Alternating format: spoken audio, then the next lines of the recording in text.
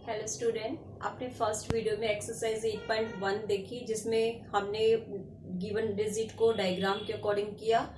उसमें हमने फिगर को देख के पहले फ्रैक्शन में लिखा और फिर फ्रैक्शन को डेसिमल में कन्वर्ट किया। ठीक है, अब एक्सरसाइज 8B जिसमें मैं आपको डेसिमल को रीड और राइट करना सिखाऊंगी। आज हम इसके दो ही क्वेश्चन पहले करेंगे। क्वेश्चन नंबर 1 है read the decimal and right the numbers name. आपको मैंने डेसिमल का प्लेस वैल्यू चार्ट इससे फर्स्ट वीडियो में एक्सप्लेन किया है। उसमें मैंने आपको बताया था कि डेसिमल जो होता है उसके हमारे मेन 2 पार्ट्स होते हैं। जैसे कि मैंने इसमें बताया था कि ये वाला जो फिगर है ये हमारा होल नंबर पार्ट है। इसको हम जैसे नॉर्मल नंबर्स को रीड करते हैं वैसे ही रीड करेंगे, बट डॉट जिसे डेसिमल बोलते हैं, ठीक है, इसको हम डॉट भी बोलते हैं। इसके बाद के जितने भी हमारे पॉइंट्स होंगे वो हमारे डेसिमल पार्ट्स की पोर्शन होता है। अब ये तो आपको जैसे रीड करते हो सेम वैसे ही लिखना। अगर ये 412 है तो 412 ही आपको इसको लिखना है। अब डेसिमल के बाद के डिजिट को हम कैसे रीड करते हैं और कैसे उसको लिखते हैं मैं वो आपको एक्सप्लेन कर रही हूँ, तो ध्यान से सुनिएगा। देखो, ए पार्ट है आपका 0.05। मैंने क्या रीड किया 0.05। पॉइंट्स के बाद डिजिट को मैंने सेपरेट रीड किया, कंबाइंड रीड नहीं किया। तो आपको सेम जैसे रीड करेंगे वैसे ही इसको राइट भी करेंगे। इसकी रीडिंग और राइटिंग में कोई डिफरेंस नहीं होता है। 0.05 ये सबसे सिंपल मेथड होता है डेसिमल को लिखने का। ओके, इसका एक मेथड और होता है, वो भी मैं आपको एक्सप्लेन कर रही हूं, जिसमें हम डेसिमल्स के बाद के नंबर्स को प्लेस के साथ लिखते हैं। ये हमारा जो 5 है ये 10th और 100th प्लेस पे, तो मैं लिखूंगी 500th। प्लेस का नाम मैंने यहाँ पे शो कर दिया। तो ये अंडरस्टूड है कि मेरा जो 500th है उसका मीनिंग हो जाएगा 0.05। ओके, अब नेक्स्ट देखो 0.63। एक तो सिंपल मेथड 0.63, तो 0.63। और दूसरा मेथड इसको लिखने का क्या है, हम इसके प्लेस के अकॉर्डिंग इसको लिख सकते हैं। जब भी हम प्लेस के अकॉर्डिंग लिखते हैं तो पॉइंट्स के बाद जो भी नंबर गिवन होता है उसको हम पहले सिंपल इंडियन फॉर्म में काउंट करके रीड करके वैसे ही लिखते हैं और सिर्फ लास्ट में प्लेस का नाम लिख देते हैं। देखो 0.63 था तो 6 इसे कंप्लीट मैंने रीड किया। 63 100th, मतलब कि जो मेरा 63 है वो 100th पे फिनिश हो जाना चाहिए, इसका ये मीनिंग है। ओके, प्लेस इसमें हमने शो कर दिया। यहां मैंने कहीं प्लेस का नाम शो नहीं किया तो मैंने डिजिट को सेपरेट कर दिया। ठीक है, यहाँ पे तो 0 है, बट जब इससे पहले भी नंबर होता है और बाद में भी डिजिट गिवन होते हैं तो उसको हम कैसे लिखते हैं देखो नेक्स्ट पार्ट में। फिर ये वाला पार्ट भी एक्सप्लेन करूंगी। यहाँ देखो ये कंप्लीट नंबर क्या है 16, तो 16.606, तो 606। यहाँ पे 0 की भी इंपॉर्टेंस है तो आपको 0 भी लिखना है। ठीक है, अब सेकंड मेथड इसका क्या है लिखने का, पहले कंप्लीट नंबर 16, अब उसके बाद ये कंप्लीट नंबर रीड करो 606। अब ये नंबर कौन से प्लेस पे फिनिश हो रहा है, ये हमारा 10 था, ये 100 था, ये मेरा प्लेस है 1000, है ना।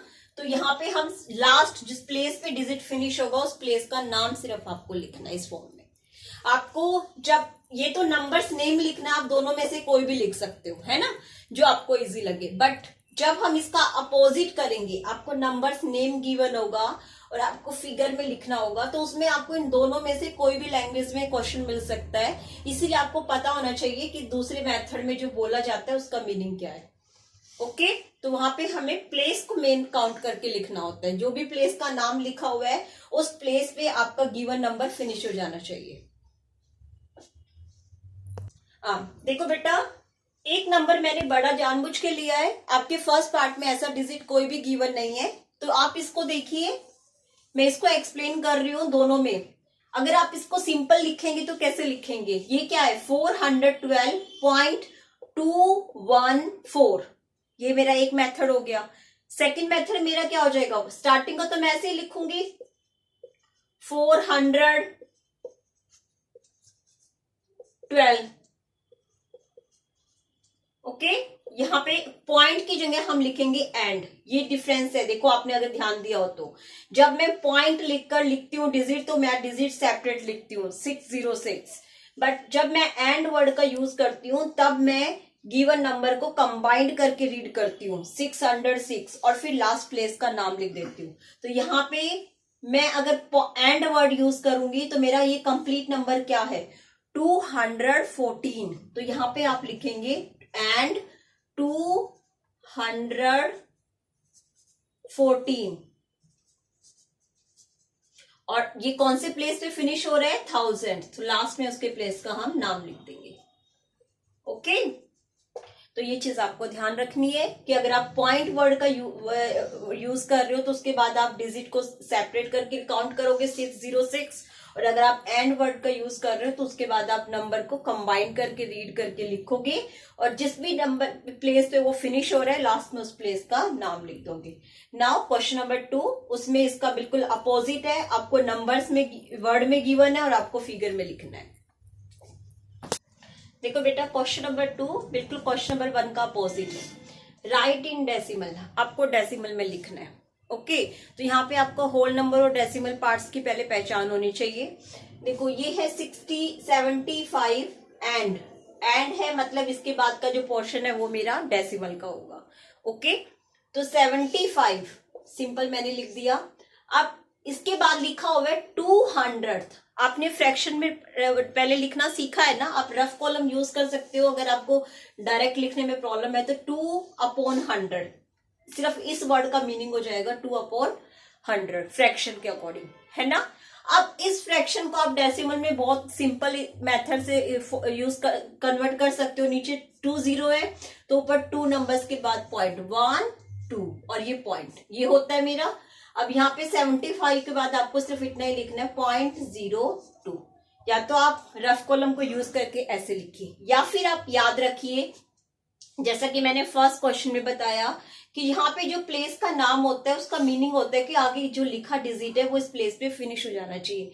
तो 2, तो 10th ये मेरा 10th कॉलम है, ये मेरा 100th कॉलम है। ये आपको वर्बली याद रखना है, कॉपी में अब कहीं पर लिखना नहीं है।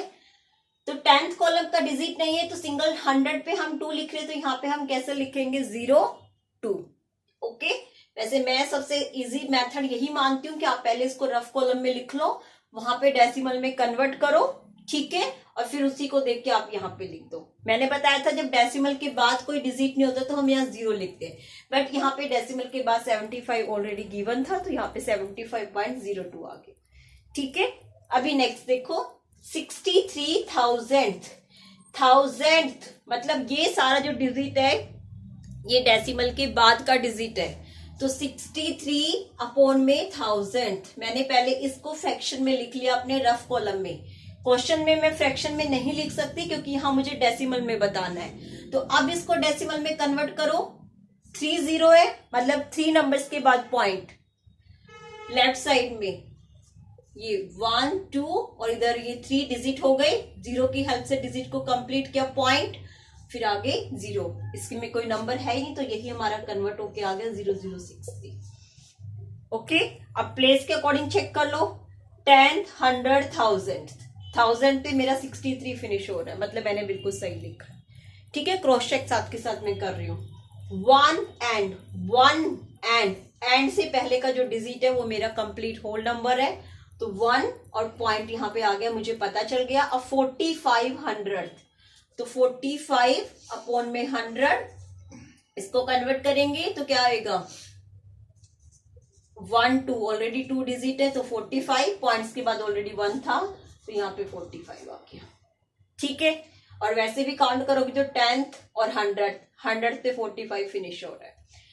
2 एंड, अब एंड से पहले कंप्लीट नंबर है 2 पॉइंट, अब ये देखो 102 1000th अपॉन में 1000th, ठीक है। अब 1 2 3 नंबर्स के बाद मुझे पॉइंट लगाना है, 1 2 3 नंबर्स के बाद पॉइंट, और पॉइंट के बाद ऑलरेडी यहाँ पे 2 लिखा हुआ है, आप अभी 0 लिख लो या फिर 102, ठीक है। पॉइंट के बाद जो नंबर अगर गिवन है तो वही लिखना है, और अगर नंबर गिवन नहीं है तो हम 0 से उसको कंप्लीट करेंगे। 82 पॉइंट, ये तो सिंपल है, 82.456 इसके लिए हमें फ्रैक्शन की जरूरत नहीं है। फ्रैक्शन की रफ कॉलम में हमें सिर्फ वही यूज करने की जरूरत पड़ती है जहां पे हमें प्लेस का नाम मेंशन होता है।